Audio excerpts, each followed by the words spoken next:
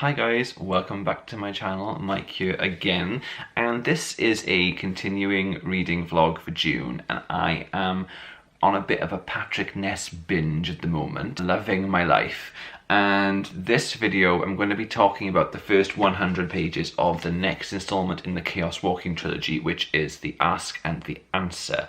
So please be warned, if you haven't read this book, if you haven't read The Knife of Never Letting Go, or the short story The New World, you probably should look away now because there's going to be spoilers. But if you have read them, then please stick around and watch this video. And if you haven't read them but don't mind certain elements being spoiled, this is probably the best video to watch because this is going to be just talking about the first 100 pages of this novel. I quite like this format of reading vlog of first 100 pages and a bit more of an in-depth discussion about the book, the characters, the plot, any kind of just thoughts, feelings, opinions, and just general ramblings really about this book. I enjoyed doing the first book, which I'll link all the videos below. There are 4 parts, so you can choose to watch the first one and see if you enjoy it. Then if you want to read it, probably don't watch the rest of them.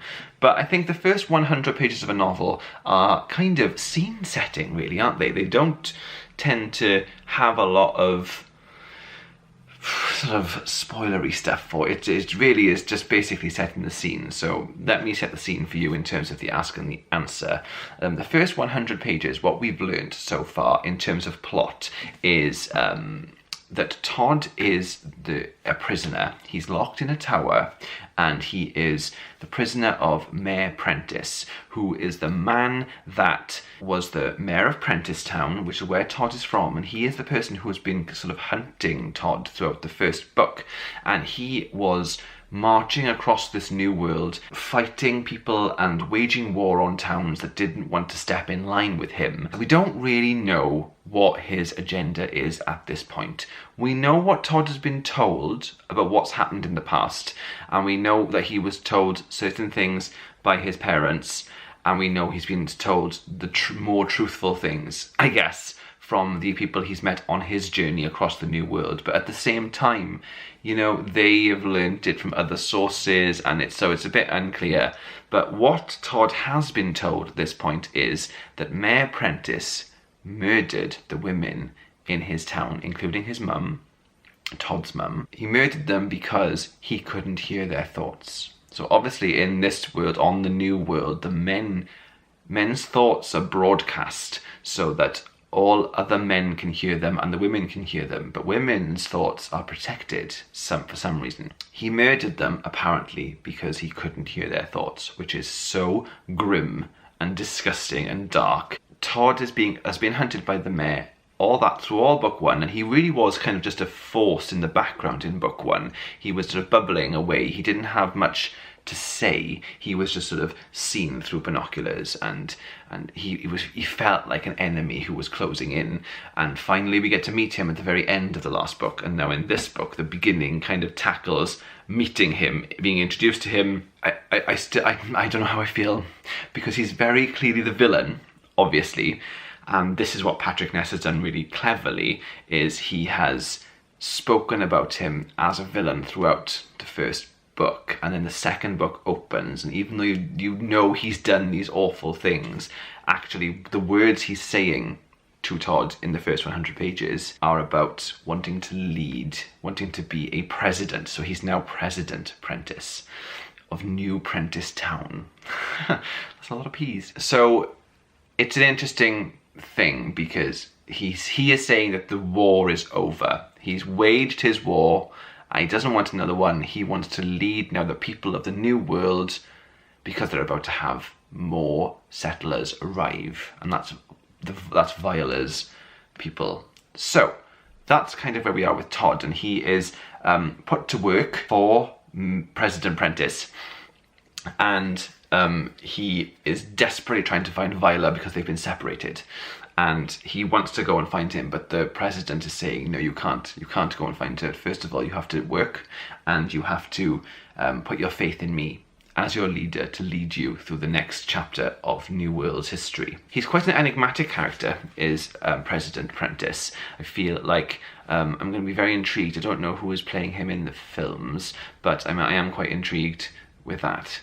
And you know, I think you still know he's the villain, but you also sort of, I don't know, I'm on the fence. I'm on the fence with him. But poor Todd, and he gets assigned to work on these fields where all the spackle have been herded together.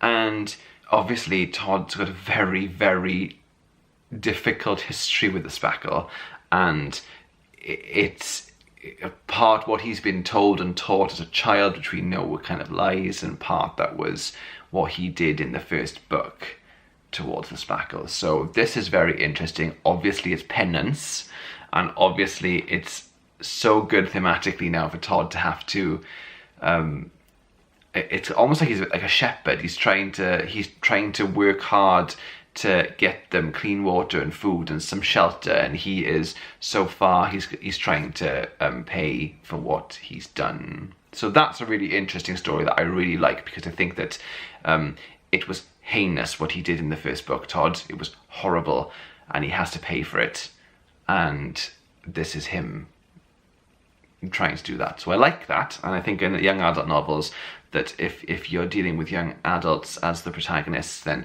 if they do something bad, there should be punishment, or there should certainly be an opportunity for them to redeem themselves. So that's great.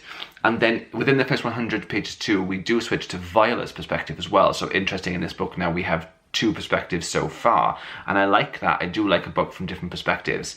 And Viola is wounded, and she's being healed in a kind of clinic by some women healers who I think are a very interesting new bunch of characters. I like them. They're little apprentices as well, who she is with, Viola is with, and they are kind of connecting and she's trying to learn things, and she has a very, very interesting meeting with President Prentice, and he comes to visit her, and that was a really nice scene, really, really nice scene, and I very much enjoyed what's her name? I've just met her, but you know what I'm like with names. Bear with Mistress Coyle, who seems to be like the head healer, and I think that she's got an interesting story to come, because she is very much on the opposite side of President Prentice, which is where we should be, shouldn't we? But I'm getting echoes of the feelings that I had in the Hunger Games when you had President Snow and then you had President Coin. So, you know, and we know they both had very different agendas, but we know they were both not good. So I'm intrigued with that. That's the feeling I'm getting right now, but I could be very wrong, but that's how I feel. So two different perspectives, and I like that. And I very, very much enjoyed the first sort of, it's not really chapter one, it's sort of the prologue, I guess, which was a really clever reminder of what happened in the first book. And it was essentially Todd being tortured for information by President Prentice. That was a great scene, and it felt really epic, because I had to wait for this book to arrive, and I read another book in between, and so that little wait actually I think may have benefited me, as frustrating as I was. As frustrated as it was, as frustrating as it was, as frustrated as I was for the wait, I think the wait may have benefited me slightly. I know it was only a week, but the coming back to this world and then having it be so adult straight away, you know? These are big, big, big adult themes and adult situations, but with teenagers at its heart, and that's what I love about young adult books, and that's why I don't understand some people who don't read young adult books, or perhaps are a little bit sort of, I don't know, snobbish. Is that kind of how I describe it? People who think, oh, just no, it's just that's for children. This really isn't just for children. This is for more than just children. This is for all of us. Yeah, so that's kind of plot-wise, and so far it's sort of setting the scene of life at Haven, or the new life at Haven, which is the town that they're in. And yeah, it feels a bit darker this time round. It feels like there's a lot more to come. And, you know, it's all very well and good being chased by your enemy, which is what book one is. And I think it's a bit cleaner and clearer when you've got your goodie running away from your baddie, and the baddie is bad. Here in this book, here, we're in Wales. Here in this book, Todd and Viola are living with their enemy. And that is all the more interesting. And I think that even though, what do we call her? I've lost her name already. I keep thinking President Coin, and I'm stuck on that. It's not though, is it? What's her name? Mistress something. Coil? They're similar names as well, aren't they? Yeah, Mistress Coil. Despite Mistress Coil's seems to be an ally at this point, I'm also not sure about her. My spidey senses are tingling about her. So yeah, lots of shades of grey so far in quite a dark passage in Todd and Viola's life. So yeah, enjoying. The book is beautiful as well. Love the blue, because it was red last time, so love the blue. Love the black. And I found a bookmark. Look at this funky bookmark. It's got the Hogwarts houses on it. I think this was for the release of the 20-year anniversary of the Philosopher's Stone, and it was free from Smiths, and I found it. So finally, not using a receipt. I really need to buy a bookmark. I'm gonna have to go looking. But that's where we are. We're 102 pages in. I'm sorry I've waffled on, guys. I didn't think it would be a long video. I don't want them all to be this long. Me, I'm a waffler. I just am. I'm just enjoying it. I'm enjoying this process, and it may make my wrap-ups and things shorter by doing these kind of videos. Who knows?